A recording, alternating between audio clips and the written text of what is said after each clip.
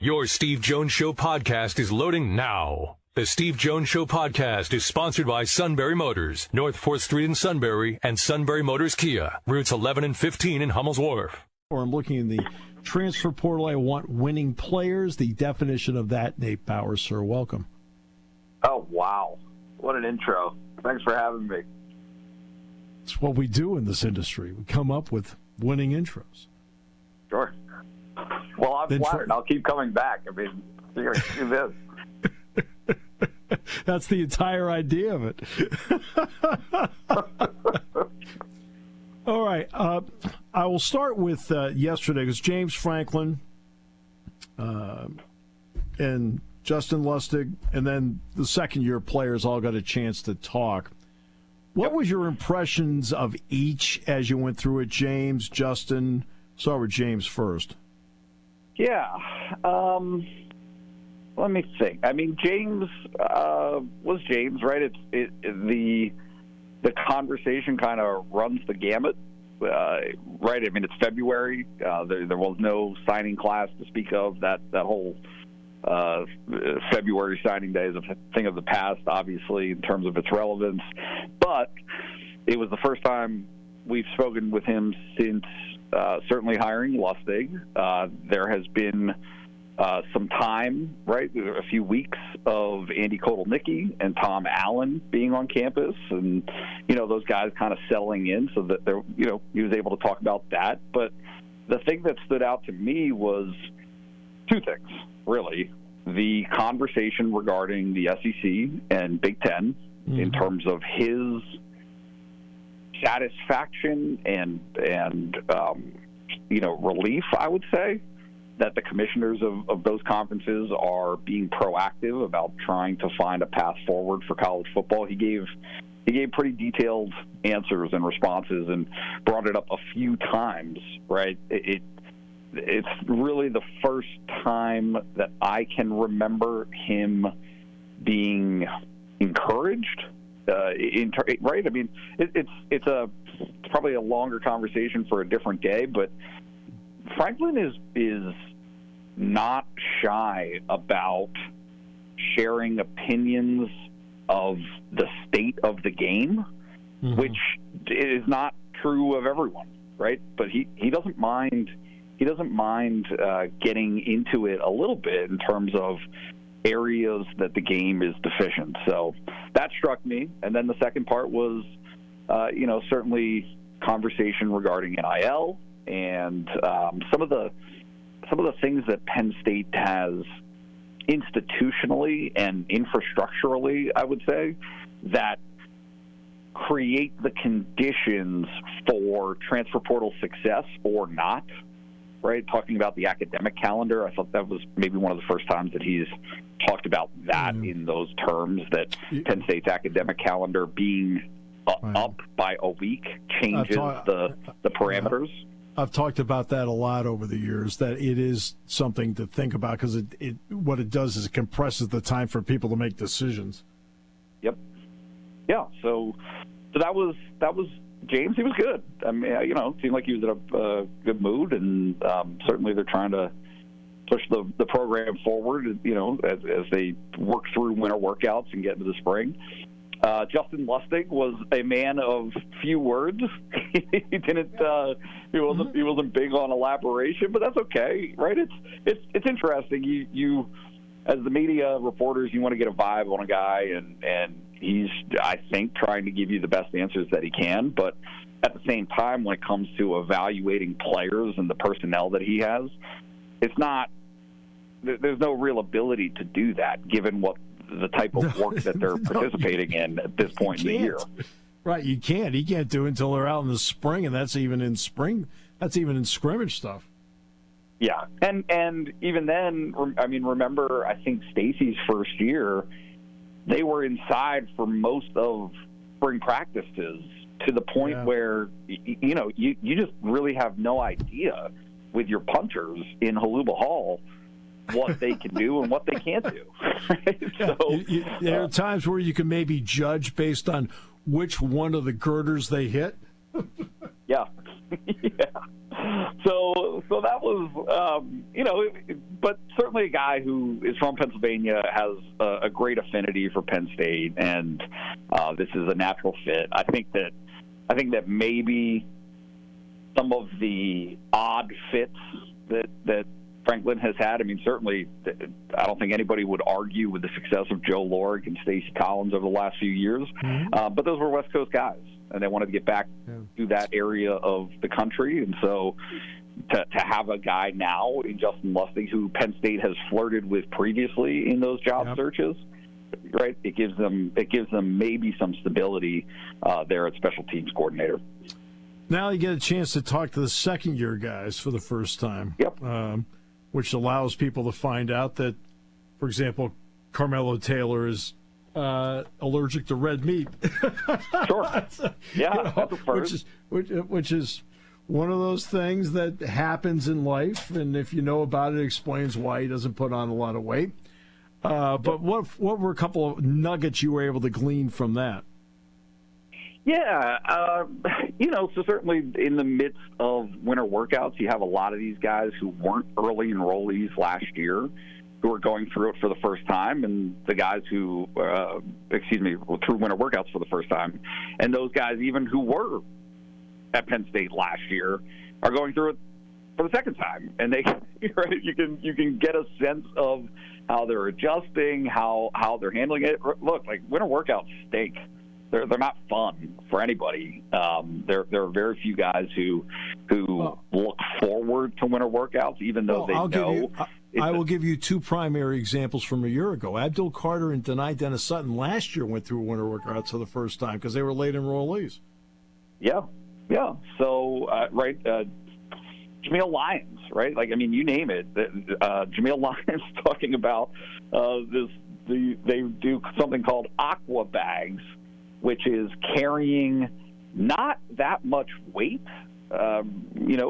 relatively speaking, but it's water, and so it throws them off balance, and it just rips these guys up. I mean, that was to a man.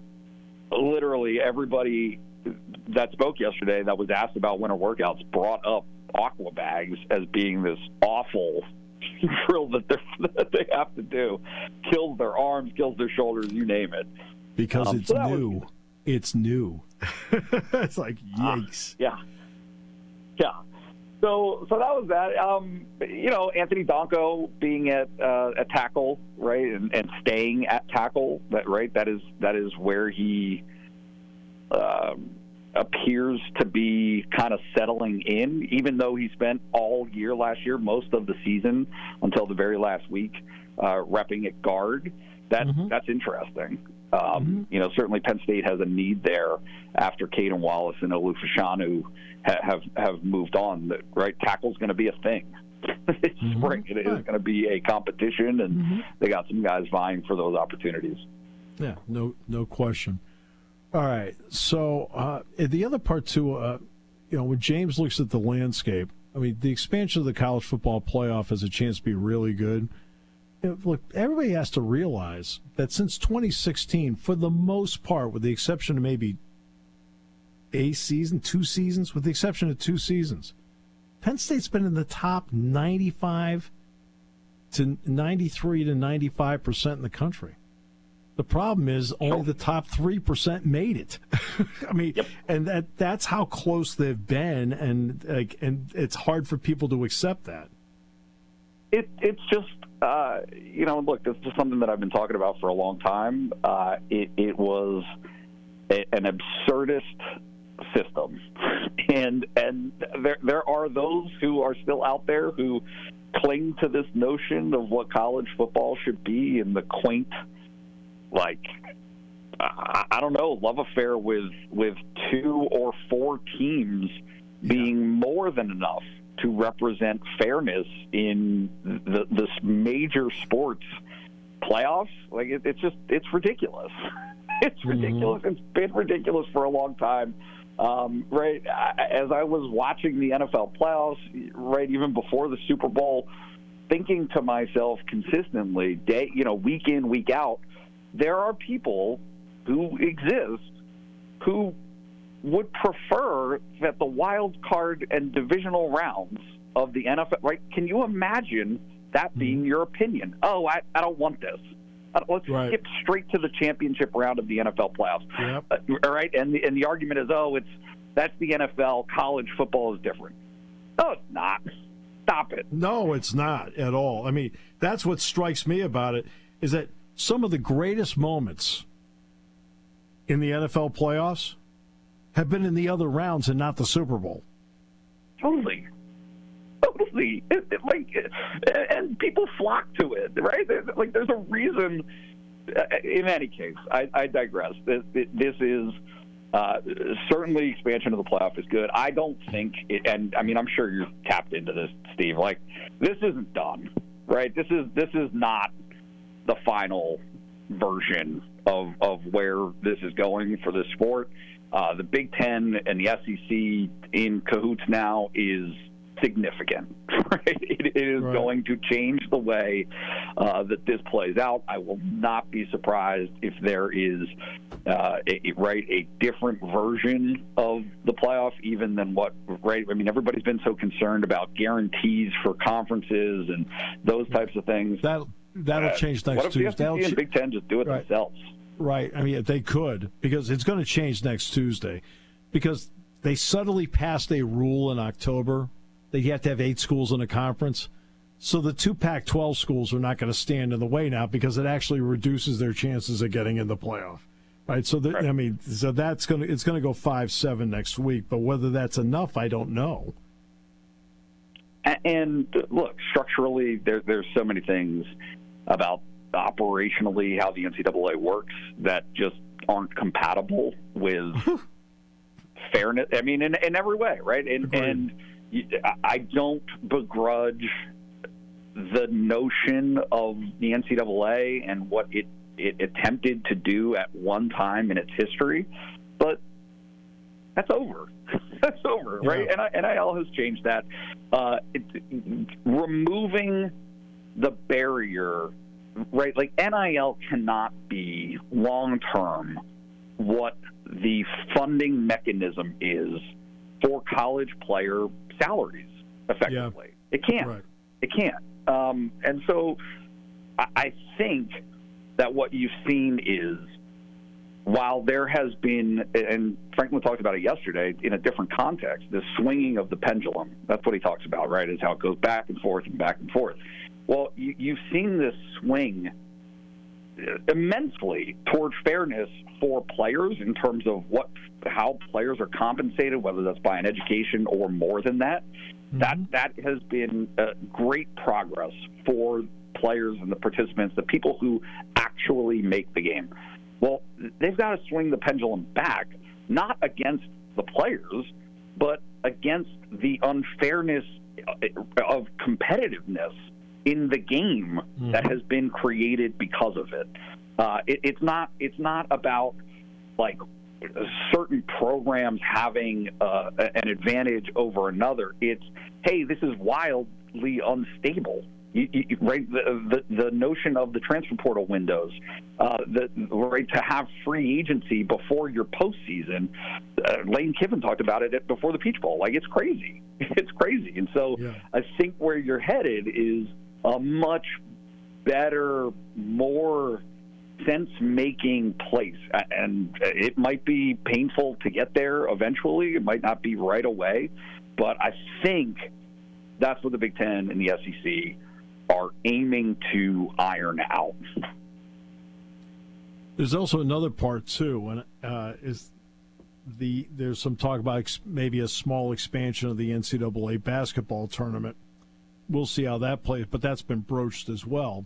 But look at next year's Big Ten tournament. 15 of the 18 are going to be going.